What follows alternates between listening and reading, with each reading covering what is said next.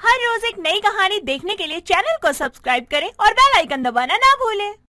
कलावती ने अपने छोटे बेटे मोहन की शादी रूपा नाम की एक बहुत सुंदर लड़की से की थी। कलावती की बड़ी बहू मीनल, जिसका रंग थोड़ा दबा हुआ था, वो हमेशा ही मन अपनी देवरानी रूपा से जलती थी। ऐसे ही एक सुबह, रूपा बहू सुन, आज घर का सामान लेकर आना है, ठीक है? तो तुम पैसे और सामान की लिस्ट ले जाना और सारा सामान खरीद ले आना। माँ जी, मैं क्या कह रही थी कि देवरानी जी अकेली जाएंगी, इतनी मेहनत करेंगी, मैं साथ चली जाती हूँ ना उनके। जी माँ जी, दीदी सही कह रही है। इसी बहाने मैं और दीदी थोड़ा बाहर भी घुमाएंगे। ठीक है, जैसा तुम दोनों को सही लगे। आखिरकार जिम्मेदारियाँ तो तुम दोनों को ही संभालनी है। कुछ ही देर में दोनों देवरानी जेठानी घर का सारा काम खत्म करके सामान लेने के लिए घर से तैयार होकर निकल जाती है। दोनों बाजार से सामान लेकर घर आ ही रही होती हैं कि तभी मीनल बोलती है, रूपा, माँ जी का फोन आया है, घर पे ना कुछ मेहमान आ गए हैं। एक काम करो, तुम सामान लेकर घर चलो, मैं मेहमानों के लिए मिठाई और कुछ और स्नैक्स लेकर घर आ रही हूँ। कैब बुक कर दी है, जल्दी जाओ, देखो वो खड़ी है कैब, जाओ बैठ जाओ। मीनल की बात सुन रूपा जैसे ही कैब की तरफ जाती है, तभी एक तेज रफ्तार से आते हुए ट्रक से रूपा का एक्सीडेंट हो जाता है।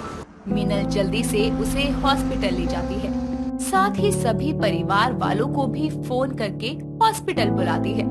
इलाज के बाद पता चलता है कि रूपा लंगड़ी हो चुकी है और वो रोते हुए बोलती है, ये सब क्या हो गया मेरे साथ?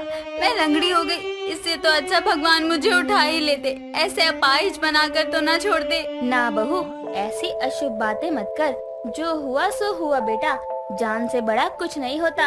हम सब तो तेरे साथ हैं ही। हाँ देवरानी जी, चिंता क्यों करती है?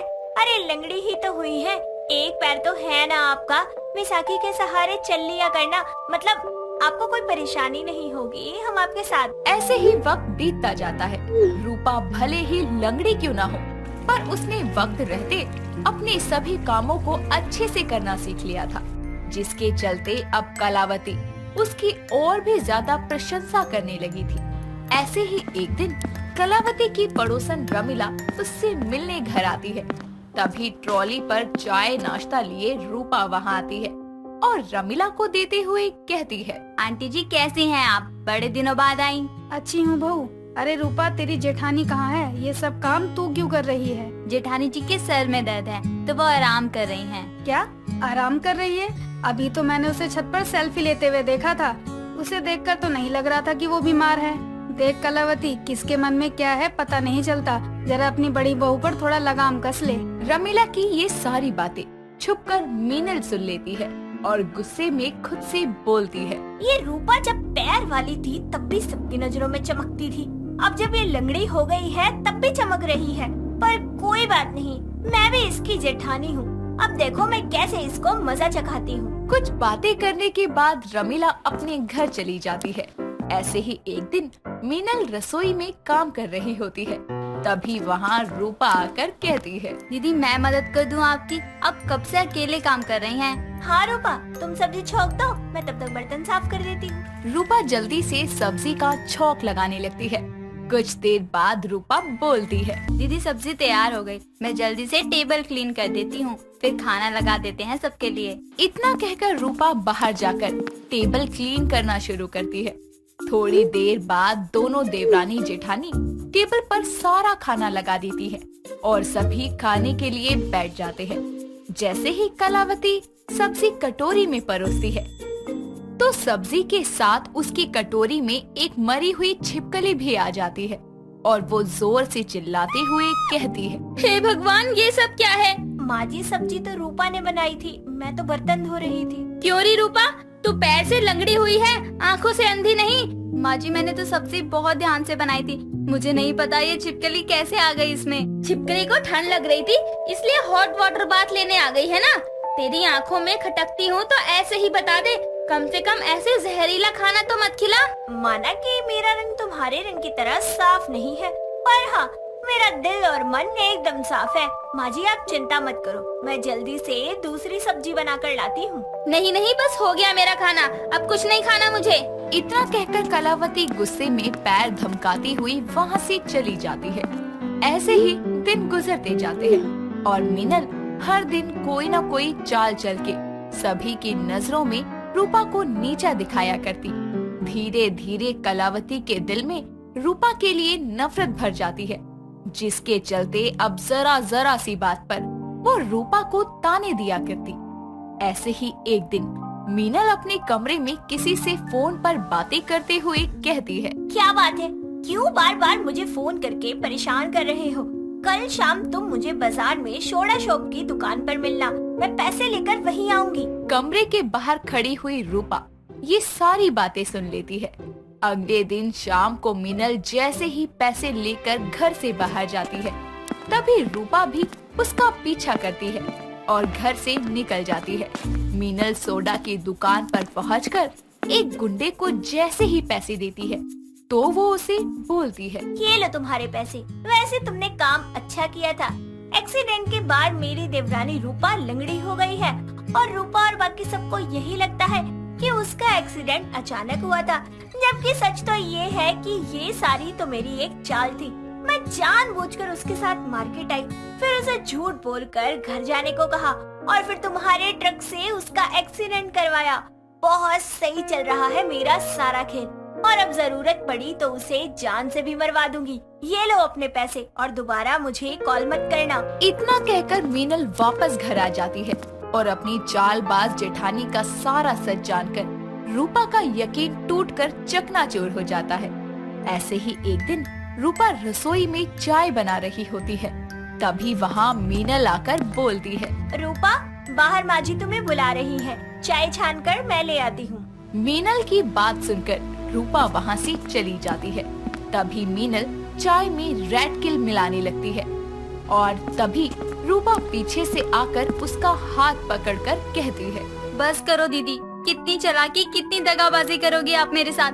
मैंने आपका असली चेहरा तभी देख लिया था। नहीं तो रूपा, तुम्हें कोई गलतफहमी हुई है, मैं तो साइड में रख रही थी। तभी वहाँ कलावती आती है और रूपा उसे सारी बात बताती है, जिस पर कलावती कहती है, अरे मुझे समझ नहीं आता कि तुम दोनों चाहती क्या हो। एक मुझे खाने में छिपकली डालकर देती है तो दूसरी रेड किल वाली चाय देना चाहती है। अरे हद कर दी तुम दोनों ने। चाकू लेकर आर पार कर दो ना मेरे, ताकि मैं मर जाऊं। तुमसे नहीं होता तो लाओ मुझे दो, मैं खुद को मार लेती हूँ। इतना कहकर जैसे ही कलावती खुद पर वार करने लगती है, तभी मीनल बोलती है, नहीं माजी, आप ऐसा कुछ मत करो, मैं सबको सच सच बताती हूँ। इतना कहकर मीनल अपनी सारी चालबाजियों का खुलासा अपने मुंह से करती है, जिसे सुनकर कलावती मीनल को एक करारा तमाचा लगाकर कहती है, अरे दफा हो जा यहाँ से बेशरम। ये सब करते हुए तेरा कलेजा नहीं कांपा एक बार भी? कोई जरूरत नहीं है मुझे तेरे जैसे चालबाज बहू की। निकल जा मेरे घर से। नहीं माजी, दीदी को घर से मत निकालिए, वो इस घर की बड़ी बहू है। जो भी हुआ घर में ही बात खत्म कर दीजिए, लोगों को बातें बनाने का मौका मत दीजिए। रूपा की बातें सुनकर मीनल को अपनी गलती का एहसास होता है और वो कलावती और रूपा से अपनी गलती की माफी मांगती है, साथ ही अपनी चालबाजियां भी हमेशा के लिए छोड़ देती है। अनामिका रात के 12 बजे चुपके से अपने कमरे से निकलकर हाथों में काले कपड़े की पोटली लिए धीरे से घर के गेट को खोलती है और घर से दूर चौराहे पर जाकर उस पोटली को बीच सड़क पर रख देती है। फिर घर की ओर निकल आती है। जैसे ही वो घर के दरवाजे पर आती है तो देखती है कि उसका पति नीलेश हॉल में पानी पी रहा था। वो उससे छुपते हुए खुद से बोलती है, ये इस वक्त कैसे जग गए? इनके सामने अंदर गई तो ये तो सवालों की लाइन लगा देंगे। एक काम करती हूँ, इनके जाने का वेट कर लेती हूँ थोड़ी देर। इतना बोलकर वो थोड़ी देर दरवाजे के बाहर खड़ी रहकर नीलेश के कमरे में जाने का वेट करती है और कुछ देर बाद बिना आवाज किए घर के अंदर आकर मेन गेट को बंद करके अपने कमरे में जाती है और तभी नीलेश कमरे की लाइट्स को ऑन करके बोलता है, अनामिका, इतनी रात को कहाँ गई थी? मैंने वॉशरूम में भी चेक किया, तुम वहाँ भी नहीं थी। वो मैं माजी के कमरे में गई थी। माजी इतने दिनों से बीमार है ना, तो देखने गई थी कि उन्हें नींद आ रही है या नहीं, तो बस। अच्छा, अरे तो कम से कम मुझे बता कर तो जाती। मुझे लगा पता नहीं इतनी रात को तुम अचानक कहाँ गायब हो गई। अब मुझे नींद नहीं आ रही थी तो ऐसे में मैं आपकी नींद कैसे खराब कर सकती हूँ। अच्छा हुआ जो मैंने माँ जी का बहाना लगा दिया। और वैसे भी माँ जी की तबीयत ठीक नहीं है, वो जल्दी ठीक हो जाए, इसीलिए ही तो काले कपड़े की पोटली वाला टोटका करके आई हूँ, ताकि सब ठीक हो जाए। जिसके बाद अनामिका और नीलेश सो जाते हैं। अगले दिन अनामिका टेबल पर नाश्ता लगाती है। तभी उसकी सास सुषमा कमरे से बाहर आती है और उसे देखकर नीलेश बोलता है, माँ आप कमरे से बाहर क्यों आई? कुछ चाहिए था तो हमें आवाज लगा लेती। तबीयत ठीक नहीं है आपकी, जानती है ना आप। अरे कमरे में पड़े पड़े थोड़ा बोर हो रही थी, तो आज ठीक लगा तो बाहर आ गई। चलो दवाइयों ने असर तो दिखाया। और फिर रात रात को अनामिका भी तो आपकी सेवा करती रहती है। कल रात को तो इसे कमरे में न पाकर मैं हैरान ही हो गया था। फिर पता चला कि ये तो आपको देखने गई थी। तेरे कहने का क्या मतलब? कल रात ये मेरे कमरे में आई थी? हाँ, अनामिका ने तो यही कहा। आपको नहीं पता चला क्या? हे भगवान, अब क्या करूँ? हाँ, शायद मैं नींद में थी तो पता नहीं चला होगा, है ना बहू? जी माँ जी, आइए ना, नाश्ता कीजिए। जिसके बाद तीनों मिलकर नाश्ता करते हैं और नीलेश ऑफिस के लिए निकल जाता है। और उसके बाद सुषमा अपनी बहू की तरफ गुस्से से देखती हुई बोलती है, अब ये बता, कल रात कौन सा टोटका करने गई थी और मेरा नाम लेकर नीलेश से झूठ क्यों बोला? माँ जी, आपकी तबीयत ठीक हो जाए इसीलिए मैं गई थी रात को चौराहे पर काली पोटली का टोटका करने के लिए, और देखा टोटका करते ही आप कितनी जल्दी ठीक हो गई आज। गलत फहमी है ये तेरी। मैं कल से ही अच्छा महसूस कर रही थी और ठीक डॉक्टर की दवाइयों की वजह से हुई हूँ, ना कि तेरे टोटके की वजह से, समझी? ये सब करना छोड़ दे बहू। इतना कहकर वो अपने कमरे में चली जाती है। अनामिका वैसे तो पढ़ी लिखी लड़की थी, लेकिन किसी मुसीबत से निकलने के लिए छोटे मोटे टोटके किया करती थी, जिसके बारे में उसकी सास सब जानती थी और इसके लिए उसे बहुत समझा चुकी थी, पर वो फिर भी टोटके किया करती थी और तो और अपने आसपास के लोगों को भी बताया करती थी। एक दिन उसके घर पड़ोसन मालिनी आती है तो सुषमा उससे बोलती है, और बता मालिनी, रितिका की शादी की खुशखबरी कब दे रही है? अरे बहन, क्या बताऊं, मैं तो बस उसकी शादी को लेकर ही परेशान हूँ। तुझे तो पता है ना जाने कितने ही रिश्ते देखे उसके लिए, पर कहीं भी बात नहीं बन पा रही। और मेरी रितिका में तो कोई खोट भी नहीं है, फिर भी अभी तक कुंवारी है मेरी रितिका। तभी वहाँ अनामिका चाय और समोसे लेकर आती है और मालिनी की बात सुनकर बोलती है, आंटी जी आप परेशान मत होइए, आप कहे तो मैं जल्दी शादी होने के लिए एक टोटका बता सकती हूँ। बहू तो फिर शुरू हो गई, चुप हो जा। अरे बहू को तो बोलने दे। हाँ बहू, कैसा टोटका? अरे मालिनी, इन टोटको वोटको से घर नहीं बसाए जाते, ये सब बेकार की बातें हैं। नहीं माँ जी, इन टोने टोटकों से ना काम जल्दी बनते हैं।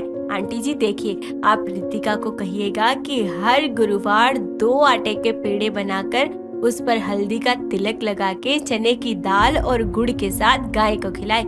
1 महीना ये उपाय करेगी ना तो जल्दी से उसके योग भी बन जाएंगे। सच में बहू? ठीक है, सब करके देखा, एक बार ये टोटका भी सही, मैं बोलूंगी उसे। अरे मालिनी, ये सब करने से कुछ नहीं होता। अरे सुन तो सही। सुषमा बोलती रह जाती है, लेकिन मालिनी उसकी सुने बिना ही घर से चली जाती है। जिसके बाद सुषमा बोलती है, अरे तेरे दिमाग पर ताले पड़ गए हैं क्या? खुद तो करती ही है ये फालतू के टोटके, अब पड़ोसियों को भी बता रही है। अरे भला इन टोटकों से भी शादियाँ होती हैं क्या? ऐसा ही होता तो लोग रिश्ते ढूंढने की मेहनत ही क्यों करते? लेकिन माँ जी, टोटकों से फर्क पड़ता है। आप ही देखो ना, आंटी कितना परेशान थी रितिका की शादी को लेकर। अब टोटका बताने से कम उनमें एक उम्मीद तो जगी है ना। अरे बेकार की उम्मीदें देने से क्या मतलब, जिसके पूरे होने का कोई आसार ही नहीं है। देख बहू, इन सब अंधविश्वासी टोटकों से अपना ध्यान हटा और इन सब में कुछ नहीं रखा। अनामिका अपनी सास की बात एक कान से सुनकर दूसरे कान से निकाल देती है। ऐसे ही समय बीतता जाता है। एक दिन अनामिका झाड़ू लेकर घर के बाहर जाती है। जैसे ही वो दरवाजा खोलती है तो देखती है कि उसके दरवाजे के बाहर किसी ने नींबू मिर्च और लाल कलर के चावल डाले हुए हैं। तभी नीलेश ऑफिस के लिए निकलता हुआ उस पर पैर रख देता है। तभी अनामिका बोलती है, नीलेश ये क्या किया? वहीं खड़े रहिए, अभी ऑफिस मत जाइए, मैं अभी आती हूँ। इतना बोलकर वो भागी भागी किचन में जाती है और 2-4 लाल मिर्च हाथ में लेकर आती है और उसे ऐसे जाता देख सुषमा भी दरवाजे के पास जाती है। जिसके बाद अनामिका लाल मिर्च से नीलेश की नजर उतारते हुए बोलती है। आलतू जलालतू आई वाला कोटालतू। अरे अनामिका, ये तुम क्या कर रही हो? चुप रहिए आप। किसी ने टोटका करके घर के सामने रख दिया था और आपने अनजाने में उस पर पैर रख दिया, इसलिए आपकी नजर उतारने के लिए टोटका कर रही थी। अब हो गया हो तो उसे जाने भी दे, या कोई टोटका करेगी। अब वैसे भी गलती से पैर पड़ गया था उसका। और हाँ, इन सबको साफ कर दियो।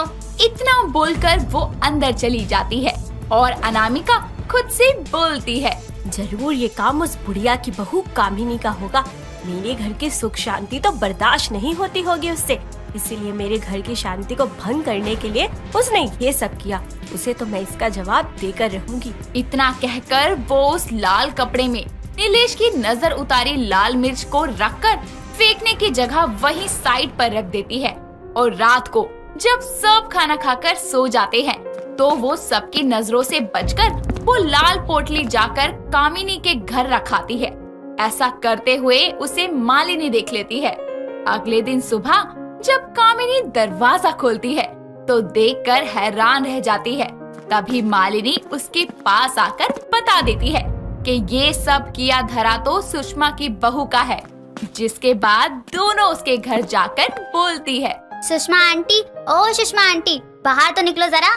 क्या हुआ कामिनी बहू, चिल्ला क्यों रही है? पहले तो अपनी उस टोटके वाली बहू को बुलाओ जिसने ये लाल पोटली मेरे घर के सामने रखी है। उसके चिल्लाने की आवाज सुनकर अनामिका भी बाहर आती है और तभी कामिनी बोलती है। क्यों री अनामिका, इतनी भी क्या दुश्मनी जो रात के समय ये टोटका कर मेरे घर के सामने रख गई? अरे मैं क्यों भला ऐसा करने लगी, बल्कि तूने जलन के मारे मेरे घर के आगे ये सारी चीजें रखी थी। अरे कुछ तो शर्म कर अनामिका बहू, मैंने खुद तुझे अपनी आंखों से ये सब करते देखा है। बहू, क्या सच में तूने ये सब किया? अरे मैंने कहा था ना तुझे कि ये अंधविश्वासी टोटके मत किया कर। और नहीं तो क्या, तूने जो रितिका की शादी के लिए टोटका बताया था वो भी बेकार ही निकला। अरे कुछ भी नहीं हुआ उससे तो। माँ जी, पहले ये सारी चीजें कामिनी ने हमारे घर के सामने डाली थी, बस मैंने भी फिर रिटर्न में रख दी इसके आगे, और नजर उतारने वाली लाल मिर्च के साथ। अरे मैंने तो ऐसा कुछ किया ही नहीं। तूने ही किया है। बस करो तुम दोनों। कामिनी बहू, मैं अपनी बहू के किए की माफी मांगती हूँ तुझसे। आगे से ऐसा कुछ नहीं होगा। पर माँ जी, अगर तू चाहती है कि मुझे ऐसे लोगों से माफी ना मांगनी पड़े तो आगे से तू कोई टोटका नहीं करेगी, किसी के साथ भी नहीं, ना घर में ना बाहर, समझी? ठीक है माँ जी, आप जैसा कहेंगी मैं वैसा करूँगी, लेकिन प्लीज आप मेरे लिए किसी के आगे माफी मत मांगिए। अब से मैं ये फालतू के टोटके बिल्कुल नहीं करूँगी। जिसके बाद दोनों पड़ोसनी वहाँ से चली जाती है और अनामिका आगे से किसी भी प्रकार का कोई टोटका नहीं करती। दोस्तों, अगर आपको ये कहानी पसंद आई तो इसे लाइक करें, शेयर करें और कमेंट करके बताएं कि कहानी में आपको सबसे अच्छा क्या लगा।